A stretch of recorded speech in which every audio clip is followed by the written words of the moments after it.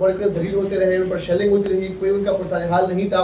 तो वर्कर भी ये पूछना चाहते हैं, पाकिस्तान के साथ जो सपोर्टर है भी पूछना चाहते हैं कि आप जो इमने उस टाइम नहीं थे, आप लोग कहाँ थे, आप लोगों ने लीड क्यों नहीं किया, क्यों वर्कर को वहाँ पर? अगर कोई ये समझता है कि डी चौक पे मेरे पहुंचने से वहाँ कोई घंटों हमने तकरीर करनी थी और लोगों ने उस वजह से लाखों की तादाद में वहाँ जमा हो जाना था, तो वो मुझे समझाए कि ऐसा कैसे होना था। सूरत हाल ये थी कि वहाँ तो 20 सेकंड 30 सेकंड अलीमा बीबी नहीं खड़ी हो सकी, वहाँ ना कोई माहौल था। ये वहाँ होता है जहाँ रियासत मौका देती है, मानती है कि ये बुनियादी हक है आपका कि आप आकर खड़े हों। आप सुन ले बात। तो अगर तो ये समझते हैं लोग कि मेरा वहाँ जाके 20 सेकंड खड़े होकर गिरफ्तार होना तहरीक इंसाफ के लिए मेरी सबसे बड़ी खिदमत थी, तो मैं कर दूंगा कल। देखिए वहाँ सिमाबिया बीबी गई, वो अब उस दिन से गिरफ्तार हैं, गायब हैं। दीगर हमारे 1600 लोग उस दिन से गायब हैं। तो अगर उन गायब शुदगान में मेरा शामिल हो जाना मेरा सबसे बड़ा एक कंट्रीब्यूशन है कि मेरी तरफ से तहरीक इंसाफ की जद्दोजहद में ये मेरा तोहफ़ा होगा, तो बिल्कुल अगली दफ़ा मैं ये कर डालूंगा।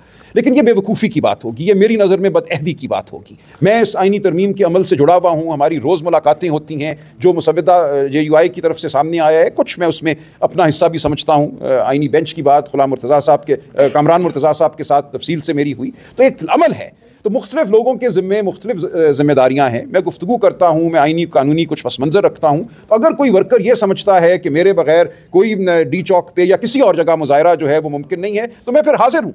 20 सेकंड में तस्वीर खिंचवाऊंगा, मुझे किसी गाड़ी में बैठा के ले जाएंगे, शायद मेरे साथ कोई बेहतरी सलूक करें। 3-4 दफ़ा जब पहले मैं पकड़ा गया हूँ तो मेरे साथ बुरा सलूक नहीं हुआ। मैं बता दूं, मुझे उन्होंने चाय भी पिलाई, बिस्किट भी खिलाए। तो हो सकता है मुझे अब भी वो पकड़ के ले जाए और चाय भी पिलाएं और बिस्किट भी खिलाएं, और उसके बाद 30-40 दिन या 30-40 महीने क्या पता मैं गायब रहूँ।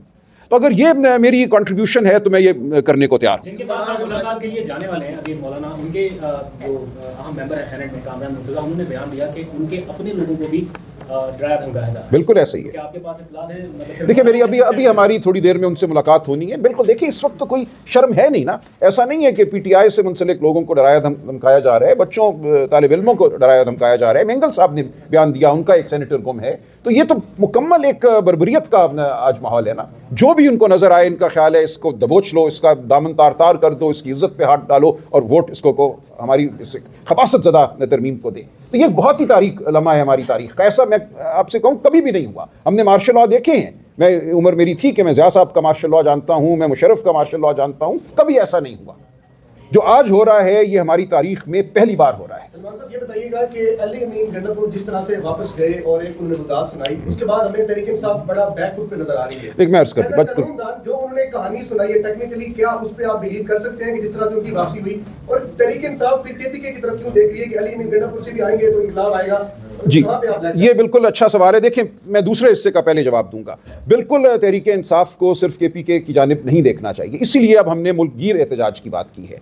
और मैं ये बड़े वसूख से कहता हूँ कि जो लोग ट्विटर पे बैठे हुए हैं, सोशल मीडिया पे बैठे हुए हैं, वो अगर ये समझते हैं कि तहरीक इंसाफ के जो अकाबरीन हैं या MPA हजरात हैं वो अपनी गाड़ियों में बसों में 30-40 लोग लेकर आएँ तो उससे इनकलाब आ जाएगा, तो ऐसा नहीं होगा। इनकलाब तब आता है जब आप, मैं, आपके बच्चे, आपके रिश्तेदार, आपके बड़े सब उठ के सड़कों पर आते हैं। और ये ज़रूरी है, इस मुल्क में ये होना होगा। जो 77 साल से जबर का निज़ाम है उसको ख़त्म करने के लिए एक दिन हमें सबको बाहर आना होगा। तो अब हम दावत दे रहे हैं पाकिस्तान के हर फर्द को कि अपने ज़ोर से बाहर निकलो। अगर वाक़तन तुम अपने आप को पाकिस्तान का वफादार समझते हो तो TV पे और ट्विटर पे बैठ के तमाशा मत देखो, आओ हमारे साथ निकलो बाहर। हम तो होंगे लेकिन तुम्हारा बाहर निकलना ज़रूरी है। दूसरा मैं इनका हिस्से का जवाब दे दूँ। देखिए अली अमीन साहब जो उस दिन आए डी चौक, ये भी एक लोगों के जहन में गलतफहमी है। वो कहाँ गए, क्या हुआ, उस पर एक लम्हे में मैं आता हूँ। ये कि वो आके वहाँ शायद पूरी रात या कई दिन खड़े रह सकते थे, मैं सवाल करता हूँ कैसे ये हो सकता था। पूरा इलाका फौज की तहवील में था, मुसलसल शेल बरस रहे थे, वहाँ कोई शख्स चंद लम्हों से ज़्यादा, चंद मिनटों से ज़्यादा नहीं रुक सकता था, चाहे वो अली अमीन हो, सलमान राजा हो, अलीमा खान हो। ये मुमकिन नहीं था उस दिन। वहाँ पहुँच जाना उनका बहुत बड़ा एक मार्का था। उसके बाद वहाँ पहुँचने के बाद ये गलतफहमी लोगों के जहन में पैदा हुई जैसे ये 2014 है और कई दिन यहाँ पे धरना होगा और लोग बैठे रहेंगे। ऐसा नहीं होना था। 2014 में शेलिंग नहीं हो रही थी डी चौक पे। 2014 में खाना भी लाने दिया जा रहा था, लोग चले भी जाते थे, अपनी हाजात पूरी करके वापस भी आ जाते थे। आज तो ये माहौल नहीं है। आज तो एक बर्बरियत ज़दा ये मुल्क है जहाँ बुनियादी हुकूक को माना ही नहीं जा रहा। तो किस तरह वो वहाँ कायम रहते? वो ज़्यादा से ज़्यादा शायद आधा घंटा 1 घंटा और खड़े रह सकते थे। बिलाखिर तो उन्होंने वहाँ से हटना ही था, ये मुमकिन नहीं था। अब हटने के बाद क्या हुआ, देखिए वो गैर अहम है। जब एक दफ़ा वहाँ से वो हट गए, उसके बाद वो उनका बयानिया है वो दुरुस्त है या कोई और बयानिया दुरुस्त है, वो गैर अहम बात है। असल बात यह है कि वहां से उनका हटना ही था। ये नहीं हो सकता था कि सारी रात वो खड़े रहते, और मुझे कोई वजह नजर नहीं आती कि मैं उनके बयानियों को दुरुस्त ना मानूं, मैं उसी को दुरुस्त मानता हूं, लेकिन मेरी नजर में वो गैर अहम है। अगर तो उन्हें मबूस कर लिया गया था, वाकई गिरफ्तार कर लिया गया था, तो ये एक तमाचा है हम सब के मुंह पर, खैबर पख्तूनख्वा के अवाम के मुंह पर। उनके वज़ीर आला को अगर गिरफ्तार कर लिया जाए, मबूस कर लिया जाए, तो ये कोई अच्छी बात नहीं है। शायद वो किसी का मान रखने के लिए कोई बात कर रही है, लेकिन मैं उनकी बात को मानता हूं।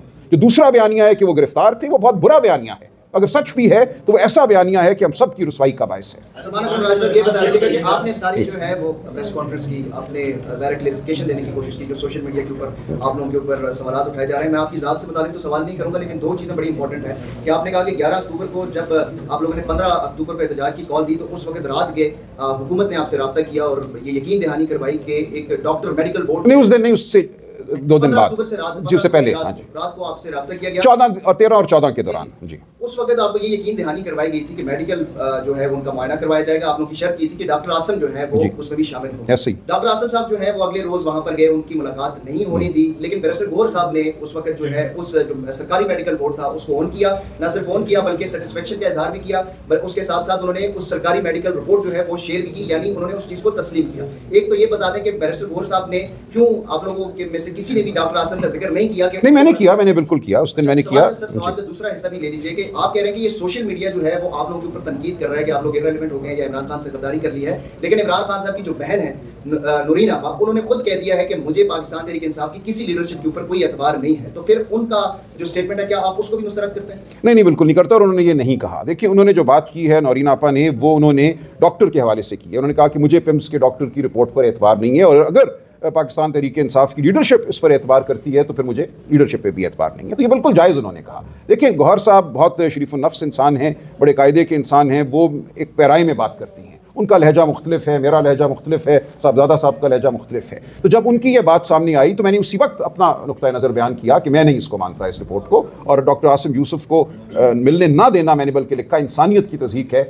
और करोड़ों जो पाकिस्तान के लोग हैं जो खान साहब की सेहत के हवाले से फ़िक्रमंद हैं उनकी तज़हीक है। तो हमने तो बिल्कुल इसको मुस्तरद किया। ये उनका ज़ाती एक था बयानिया, लेकिन बतौर जमात हमारा मौक़िफ़ यही था कि डॉक्टर आसिम यूसुफ को मिलना चाहिए था, मायना करना चाहिए था, और उनको रोकना जो है ये एक काबिल मज़म्मत बात थी। तो ये एक वाक़या हो गया। देखिए, उनकी गुफ्तगू का एक अंदाज़ है, उसमें बहुत ज़्यादा एक बात भर दी गई कि जैसे हमने सब ने उसको ऑन कर लिया है। उन्होंने एक बात की, उसको मुख्तलिफ पैराई से भी कर सकते थे, मेरी उनसे बात हुई है। देखिए, वो एक उनका लहजा है, वो एक ख़ास किस्म की शख्सियत है। इसका यह मतलब नहीं है कि वो आसिम यूसुफ साहब को नहीं चाहते थे कि वो देखें, बिल्कुल वो चाहते थे कि वो देखें, लेकिन जब ऐसा नहीं हुआ उन्होंने ये समझा, मौजू समझा कि जो फ़िक्र है बाहर शायद वो इस बयान से उनके कम हो जाए। ज़ाहिर है कि वो कम नहीं हुई, ना ख़ानदान की सतह पे कम हुई, ना आवाम की सतह पे कम हुई, बस इसमें इतनी बात है। उनका ख्याल था कि शायद फ़िक्र कम हो जाए इस बयान से, उन्होंने वो बयान दे दिया। ओके।